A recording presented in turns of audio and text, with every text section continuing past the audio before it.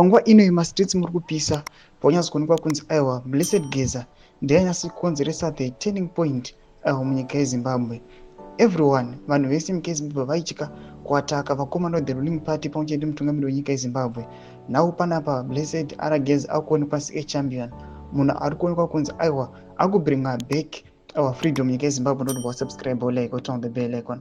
Tipinda panapa pahindo CNC yeX vakomana vabuda vachiposta Emerson munhu akagwana Blessed Geza vabuda nyora achiti Comrade Runesu Geza, popularly known as Comrade Bombshell, is a military general and intelligence supremo who was in the trenches fighting for the liberation of Zimbabwe.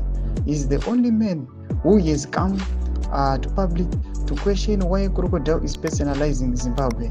Kudos. Tomashwa nobuda nyora panapa achiti aiwa panguva ino Blessed Geza vanhu vanofanira kumutenda aiwa as much as they can. Noda kukuti aiwa achiemerera mawo veterans panguva ino akonzeresa rift mubato guru reZANU-PF. Panguva ino yatakunoti vakomana vakutya kunyange nevakomana vemauto vaihesiteta vachitya kumobiliza. Panguva ino vakomana vakuta vachikwinidzira vachifaitira for their own independence nevakomana vari kunge vachingoluta mastate funds. Mashoko atirikuona panguva ino kuti aiwa vanhu panguva ino vakangomirira kungonzwa nhau kwokuti aiwa chabvaruka kwakati. Tiri kuona munyika yeZimbabwe panguva ino vanhu vakunyatsokuona kuti aiwa nyika yeZimbabwe yakunakidza kumanje. Tichiona even aiwa members at the ruling party ZANU-PF panguva ino vari kutotya zvekare kutoita mapresa just because they know kuti anytime zvinogona kugovawira consequences aiwa akavabata panguva ino atinoona kuti aiwa ramangwana ravo rinozobuda risina kunaka. Tudze mafungiro enyu moti kudii pamusoro pechitiko ichi.